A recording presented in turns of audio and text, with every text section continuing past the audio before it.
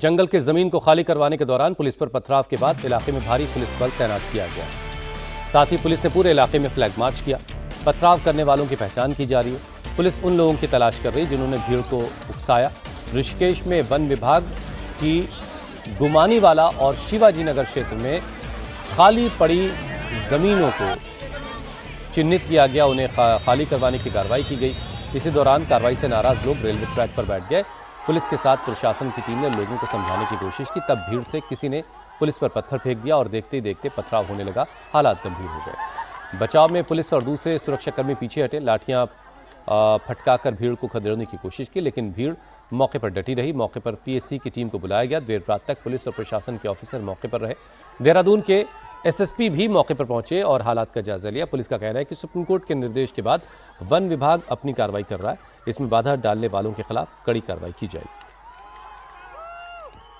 जो लोग अतिक्रमणकारी थे, जो अवैध थे, उसको हटाने की कार्रवाई की जा रही है। कल भी देखा गया सब काफ़ी विरोध प्रदर्शन था और आज चूँकि इसको सबको समझाया बुझाया भी जा रहा है। इसी दौरान जो है कुछ ऑपरेशन के ऊपर रेलवे लाइन को ब्लॉक कर दिया गया, जिसमें और जिससे ट्रेन की बाधित हो गई कुछ घंटों के लिए।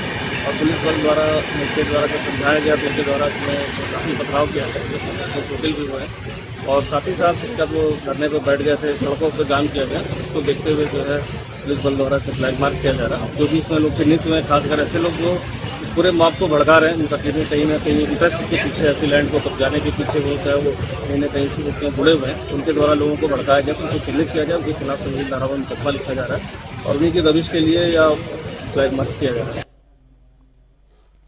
बरेली में एक रेस्टोरेंट में मारपीट के मामले में पुलिस ने बजरंग दल के 2 कार्यकर्ताओं के खिलाफ रिपोर्ट दर्ज की है।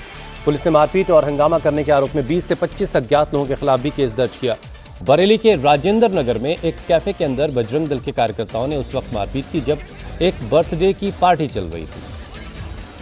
बजरंग दल के कार्यकर्ताओं ने आरोप लगाया कि कुछ मुस्लिम युवक लव जिहाद करके लड़कियों को बरगला रहे हैं।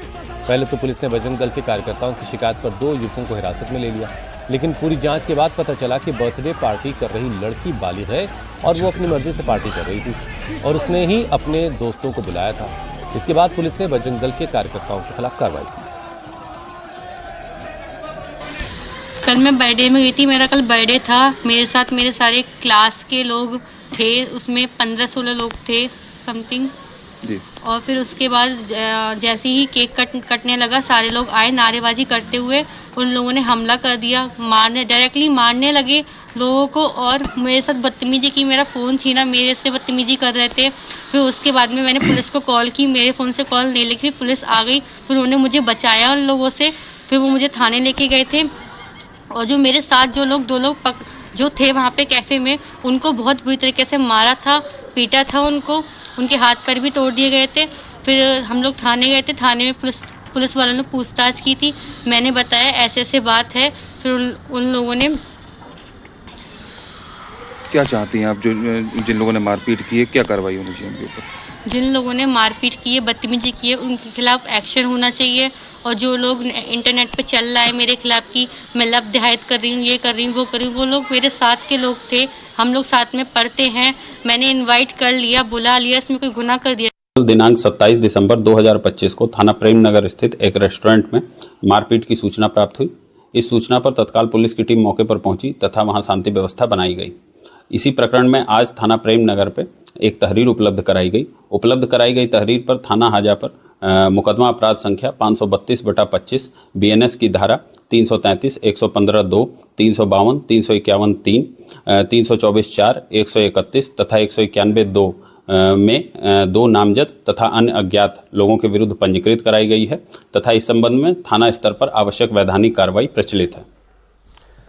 और अब बड़ी खबर मध्य प्रदेश के सीहोर से है, जहां इछावर इलाके में एक चलती हुई बाइक में धमाके से 20 साल के एक युवक की मौत हो गई। यह धमाका रामनगर अमला रोड पर हुआ है। इस धमाके की वजह से आसपास भी अफरा तफरी मच गई। पुलिस के साथ फॉरेंसिक टीम मौके पर पहुंची। जांच के बाद मृतक की पहचान के बाद धमाके के बारे में पता चला। पुलिस के मुताबिक मृतक की पहचान 20 साल के युवक सुखराम के तौर पर हुई है और ये शख्स कुओं और दूसरी जगहों पर खुदाई के लिए ब्लास्टिंग का काम करता था। रविवार को वो अपने काम के लिए बड़ी मात्रा में डेटोनेटर लेकर जा रहा था और तभी ये धमाका हुआ। धमाका इतना तेज था कि बाइक सवार युवक के दोनों पैर उड़ गए। पुलिस ने मामला दर्ज कर लिया है और इस बात की जांच की जा रही कि इतनी तादाद में अवैध विस्फोटक कहां से उसे मिला और इसकी सप्लाई कहां कहां होती है।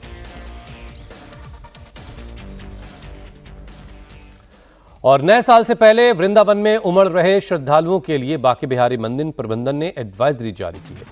श्रद्धालुओं को भीड़ से बचने की सलाह दी गई। मंदिर प्रबंधन ने कहा कि जरूरी हो तभी मंदिर आए। 29 दिसंबर से 5 जनवरी तक मंदिर नहीं आने की अपील की गई है। इसको लेकर कमेटी और मथुरा प्रशासन के जरिए गाइडलाइन जारी की गई। हर साल नए साल के मौके पर बांके बिहारी मंदिर में दर्शन के लिए लाखों की तादाद में लोग पहुंचते हैं, जो कि आम दिनों के मुकाबले कई गुना ज्यादा हो जाता है। लोगों की सहूलियत, बेहतर व्यवस्था और सुरक्षा को देखते हुए पुलिस ने ट्रैफिक एडवाइजरी जारी की। ये एडवाइजरी 25 दिसंबर से 2 जनवरी तक जारी रहेगी। इसके तहत छटीकरा से वृंदावन की तरफ भारी और कॉमर्शियल गाड़ियों की एंट्री पर भी पूरी तरह से बैन लगा दिया गया।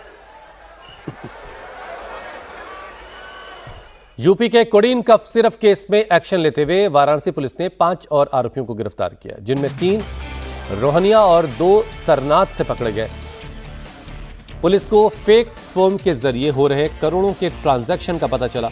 हवाले से पैसे लेने के लिए नीले से पीला कोड इस्तेमाल कर बांग्लादेश से गोल्ड लाया जाता था। अनिल केसरी हमें आदमी मिला है, ये दिनेश यादव, आशीष यादव, जो लोग दिनेश फार्मास्यूटिकल के ओनर्स हैं, जिनका न्यू वृद्धि शुभम जायसवाल के घर के सामने है, घर है और दुकान भी है। ये लोग उनसे कैश लेके स्वप्निल को देते थे ताकि वो तीनों शेल कंपनियों में कैश को जमा करे। 13 करोड़ रुपया उनके द्वारा 1.5 साल के अंतर्गत ही जमा किया गया। ऐसे ही जो लोकेश है, उनका हमें चैट मिली है और हमें CDR भी मिला है, जिसमें डायरेक्टली वो शुभम जायसवाल से वार्ता करते दिखे गए हैं। बल्कि हमें उनकी प्रतीक गुजराती से भी चैट मिली है, जिसमें वो हवाला की भी वार्ता करते दिखाई दे रहे हैं और दिखाई दे रहा है कि कैसे पैसा उनको मिल रहा है और वो PD फार्मा कंपनी में जमा कर रहे हैं। PDP चीफ महबूबा मुफ्ती ने एक बार फिर विवादित बयान दिया। जम्मू कश्मीर के अनंतनाग में एक कार्यक्रम के दौरान महबूबा मुफ्ती ने देश की मौजूदा स्थिति को लेकर विवादित बयान दिया। महबूबा मुफ्ती ने कहा कि महात्मा गांधी और जवाहरलाल नेहरू के जरिए बनाए गए भारत में एक परेशान करने वाला बदलाव आया है। गांधी और नेहरू का हिंदुस्तान अब लिंचिस्तान में बदल गया है। महबूबा ने देश के अलग अलग हिस्सों से सामने आ रही भीड़ के जरिए की गई हिंसा की घटनाओं पर गहरी चिंता जाहिर की। उनके मुताबिक इस तरह की घटनाएं बेहद गंभीर हैं और आम लोगों की सुरक्षा सम्मान के लिए ये सीधा खतरा पैदा करती है। न सिर्फ कि जिंदगी बनावान दुश्वार, सेक्युलर फैब्रिक गांधी सुन मुल्क वनकस बनान लिंचिस्तान। जो गांधी मुल्क जवाहरलाल नेहरू मुल्क बनो वनकस लिंचिस्तान बनाओ, गोड़ा सुन मुल्क बनाओ, गोड़ा सुन भारत बनान। और आज सुबह की सबसे बड़ी खबर, अमेरिका के राष्ट्रपति डोनाल्ड ट्रंप और यूक्रेन के राष्ट्रपति व्लादिमीर ज़ेलेंस्की के बीच बैठक खत्म हो चुकी है। इस मीटिंग के बाद ट्रंप ने कहा कि रूस और यूक्रेन के बीच युद्ध खत्म करने के लिए शांति समझौता होने के अब बेहद करीब है, लेकिन जमीन का मामला सबसे बड़ा है और अभी इसे सुलझाया जाना बाकी है। ट्रंप पूर्वी डॉनबास की जमीन का जिक्र कर रहे थे, जिस पर रूस ने कब्जा किया है। ट्रंप ने इस बातचीत से पहले रूस के राष्ट्रपति व्लादिमीर पुतिन से 2 घंटे से ज्यादा वक्त तक बातचीत की।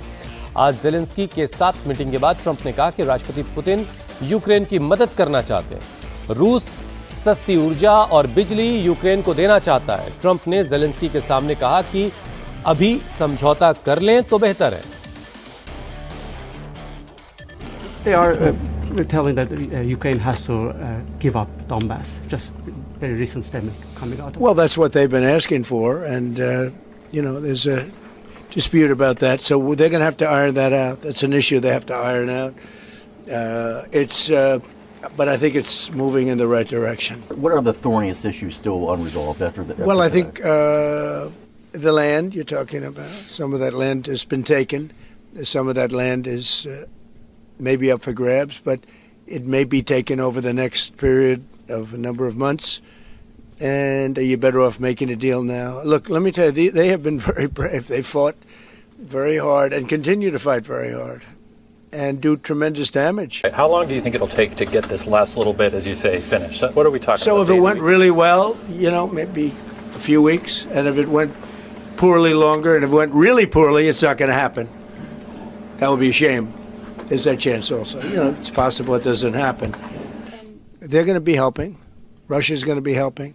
Russia wants to see Ukraine succeed. Once, it sounds a little strange, but I was explaining to the president, President Putin was very generous in his feeling toward Ukraine succeeding, including supplying energy, electricity, and other things at very low prices. So a lot of good things came out of that call today.